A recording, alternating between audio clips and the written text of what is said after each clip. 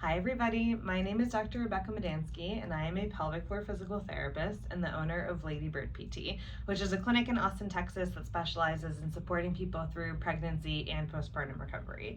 And today we're going to talk about one of the most common topics that comes up in our clinic, which is diastasis recti. And we're going to talk about it through the lens of during pregnancy. Now, a lot of folks will continue to have a diastasis recti postpartum. We'll touch on that a little bit, but this video is really going to focus on the development of a diastasis, why it matters, when we need to care, that sort of stuff. So we're going to talk about what it is, how common it is, why it happens, and we're also going to talk about when it's a sign that something's wrong and when it isn't, and then what you can do about it lastly. And this is a particularly fun topic for me because I'm 37 weeks pregnant and I'm starting to show some of the signs of a diastasis recti, which we'll talk about what that means. So what is a diastasis recti? A diastasis recti is a separation or a widening of the area between your six-pack muscles or your rectus abdominis.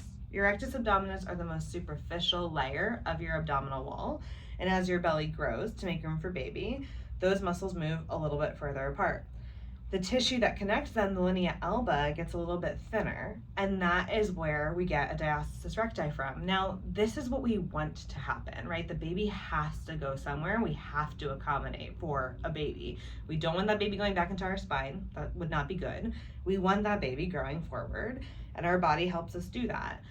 But this has become overly pathologized in our media because this happens in 100% of pregnancies. 100%. It has to happen. We have to make room for the baby. So if something has to happen to make room for the baby, and this is literally how our bodies have evolved to hold a baby and to carry a baby, is it always problematic?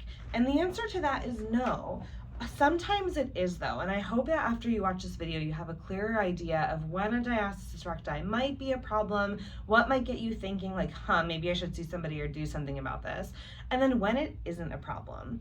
So here are some signs that your diastasis recti in pregnancy, and many of these will carry over to postpartum, is problematic for your body. One of which is that it hurts.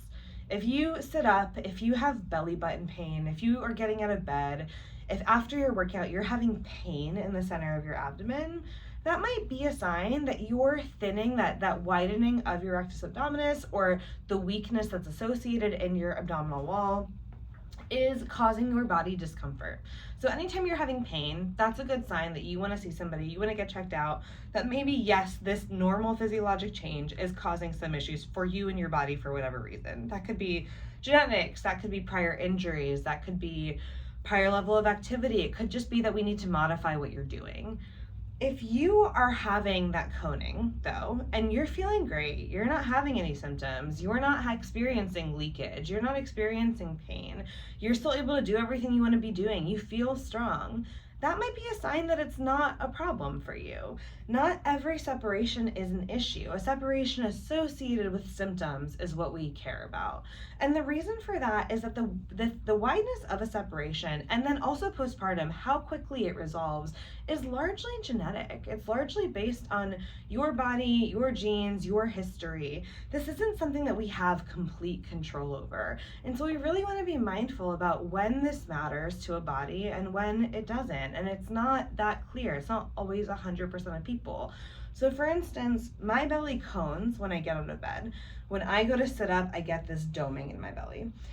That doming doesn't cause me pain. That doming doesn't make me feel weak. I don't have leakage. I don't have pelvic pain. I'm not having abdominal pain. So those are signs to me that despite the fact that yes, I have this normal separation in my belly, I'm not too concerned. I probably want to do some core strengthening. I don't want to do lots of things that cause that coning because it's a sign that I don't have the strength to control that change in pressure.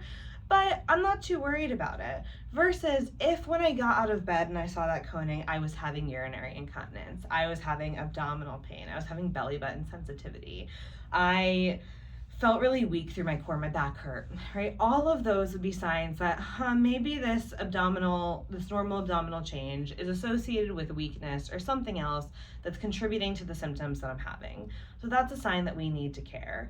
Now, generally what I recommend is if you're seeing that change in tissue shape when you're getting out of bed or when you're doing a specific exercise, modify the movement in some way. If you can engage your core, if you can feel your belly turn on before you do the movement, and then that coning gets better, that's what I would recommend that you do. Because it's not that we want you avoiding movement, it's not that we want you being scared of movement, but we want your body supported as you move through these ranges. And sometimes, for instance, say a plank is a position that you see this coning in, if you're not able to engage belly, hold belly engaged, and then maintain that movement without that doming, that might be a sign that you're having a hard time controlling pressure and that we want to modify that movement in some way. So maybe we drop you down onto your knees, maybe we lift you up onto an elevated surface, maybe we go straight arm instead of on elbows, right? With the way that we think about diastasis is modification based on what your body needs, not globally everybody shouldn't be doing X, Y, and Z if they have a diastasis, if they have coning, because everybody's body is so different. So if you are experiencing coning or pain or symptoms in pregnancy, I hope that this gives you some way to think about whether or not your diastasis recti matters for your body, or whether your body is just doing exactly what it should be doing during pregnancy to make room for your baby.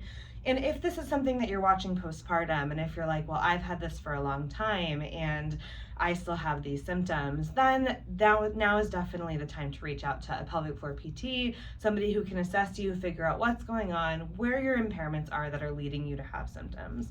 But I hope this video helps. I hope you have a great day, and happy core strengthening.